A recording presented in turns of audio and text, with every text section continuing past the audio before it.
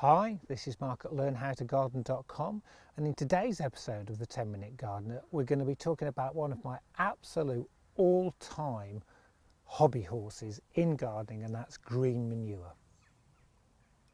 If you don't already subscribe to Learn How to Garden, if you click on the link below us, that just costs you your email address, and that means that you get an email every single time we post a new video, and you get our monthly newsletter, which is only available to our subscribers on learnhowtogarden.com.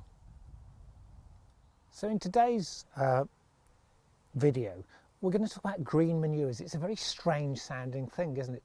For most of us, the concept of manure is a brown, sometimes steamy, slightly smelly product. Basically, it's effluent. It's either animal effluent or human effluent. I mean, for a lot of us, human effluent sounds awful, but 70% of all the actual manure in the world is human effluent, and I think that's brilliant. You know, I'm all for sort of recycling, and the more manure that you can get into your soil, the more goodness that you'll get into your soil. And as you know, if you follow Learn How to Garden, we're all about getting the soil right. If the soil's right, the plants will take care of themselves. So it's really important that we get that soil as good as we can. And believe it or not, in these small packets down here, just sitting on this bed, is the ability for you to get green manure into your garden. So if you're an urban gardener, or if you find it hard to get hold of normal manure, this is something that you should be doing. This is something all of us should be doing. I'm literally next to one of my deep beds in the allotment. This is a bed that's been prepared for beans for next year. In fact, we'll start with some beans in November. We'll be actually sowing beans in this bed, some broad beans. But it's a specific bean bed, and there's a post on double digging and preparing this bean bed because it's quite peculiar. But for a lot of you, you'd look at this and think, this is a really nice tilth. Look at that, you know, he's got nice soil, it's a nice tilth. To me, this just looks like a problem waiting to happen. And the problem is a really simple one.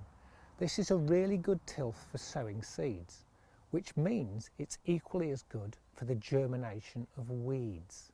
And weeds will germinate in this soil and will grow really, really well. So that's your first problem. If you left this, it will be covered in weeds, and those weeds will be using up nutrients that you want to use for your plants for next year. The second problem you have is that it's just naked, isn't it? It's just naked earth, which means it can get battered by rain, and if the rain just hits this and goes through it, a lot of your nutrients are just going to be washed from the topsoil, which is where most of the feeding roots are, deeper into the soil. Also, as we go into the winter, it will be subjected to frosts, and the top couple of centimetres, the top inch, you've got more biodiversity, you've got more life in the top inch than the next foot. So if it gets frosted, you lose all those microbes, all that work that's being done. And we're talking about, you know, you can get 10 million of these on the head of a pin. So they're little things, but they're doing all the hard work in your garden. So what we're going to do is we're going to sow a green manure. And the green manure is a crop that you sow into your vegetable beds between crops that you're going to eat, between productive crops. And green manures basically fit into 2 or 3 categories.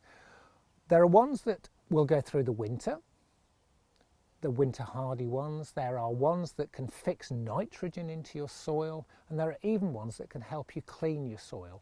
And I'll run through sort of what I think are the 5 sort of commonest ones that you can get, and the best ones that you can use to sort of cover most of those bases. The first of these, basically you've got 2 things that you could use. You've got forage peas. These are peas that you would just literally plant like peas, and they will produce big hulls on the top. They're very, very winter hardy, the same as this one. This is called winter tars. They do the same job. They create a lot of top growth, and that top growth protects the soil from the ingress of a lot of rain. It also gives it a slight blanketing effect, so it stops the worst of the frost. But what these two do perfectly, both of these, they fix nitrogen. And what we mean by fixing nitrogen, they have a symbiotic relationship with a particular bacteria.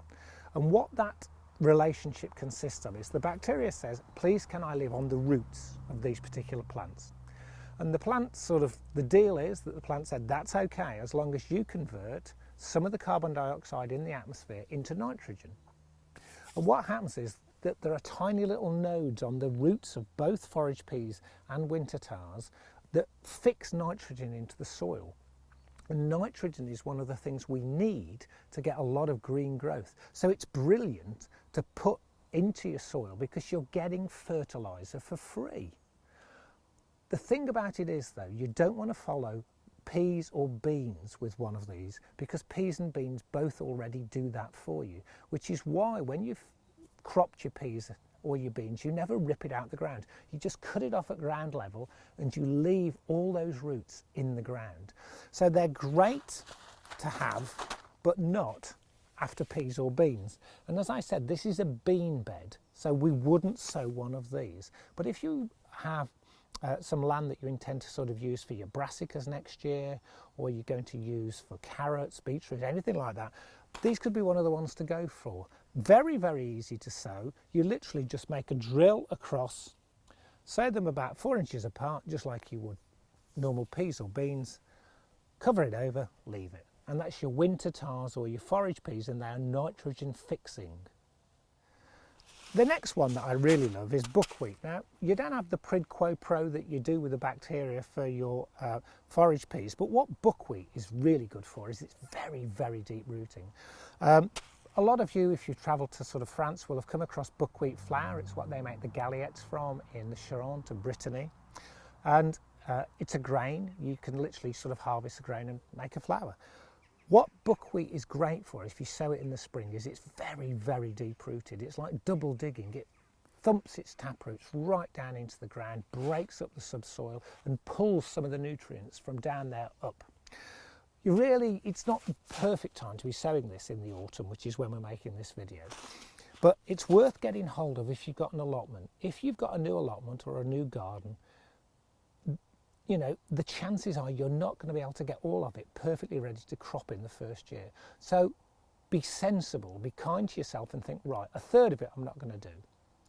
Clear the ground and plant buckwheat, and you will know that while you're working on a productive area, it is working for you. It's working, breaking up that soil so that come next autumn, you'll be able to do that third of your plot. A lot of people, when they take on a new garden, think they've got to do it all at once. You get disheartened because you're going to have setbacks. We all have setbacks. I do after 40 years, So be sensible about it and think, right, if I can't do it, let's make some of the plants work for us. So that's buckwheat, really deep rooting, great for spring. Order it now so you've got it ready to go come the spring.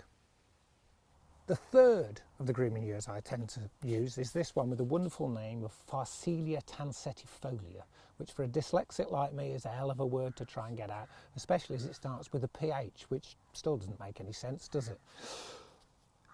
This is what I'll be sowing on the top of this bean bed in a second, and to sow it we'll be literally raking a tilth and then we'll be broadcasting it, literally very gently broadcasting it.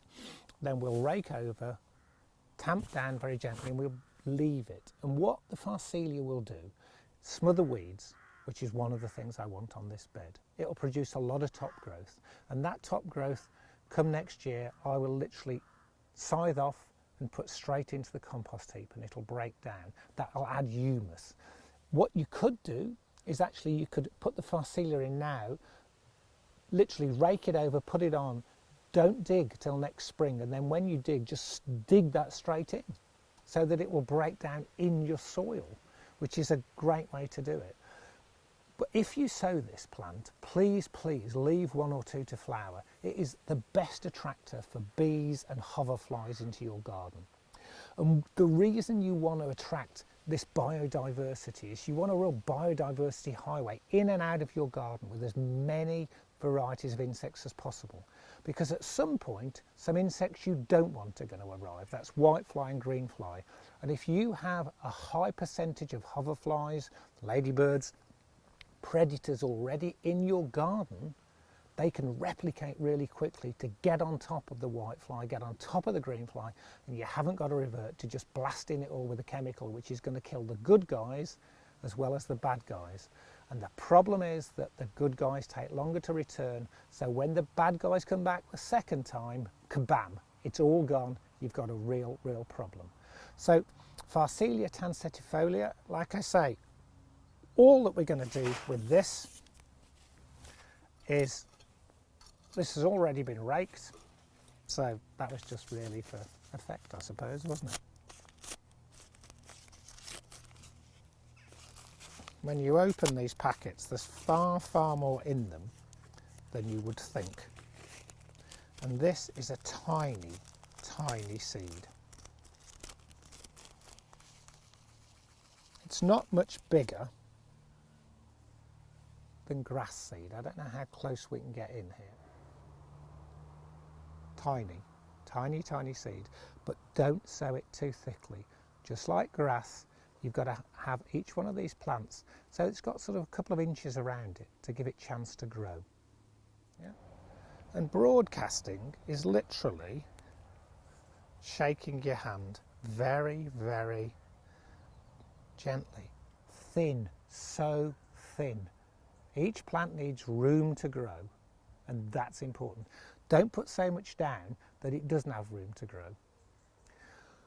So that's the third one. That's going to go all the way down this bean bed. And please remember that pigeons, birds love this seed. Just like any other seed, they will take this. So either cover it with a piece of netting till it gets big enough that they're not going to have a go at it, or put a bird scare of some sort or another up, or get a pet hawk. That will keep them. I've always fancied a pet hawk. Not got one yet, but I'm sure I've got a few years to go. We now come on to the last of the green manures, but my all-time favourite really. And this is Tilney Mustard. Now I love mustard because I'm a big advocate of no-dig beds, and this is the best one to use on a no-dig bed. It's a real short-term one in a lot of ways. It doesn't need as long as the winter tars, which need a couple of months, 3 or 4 months to get going. You can sow mustard at any time, and if you have a no-dig bed, now's a great time to put mustard on it. Because what will happen is mustard will smother it, stop all your weeds coming through.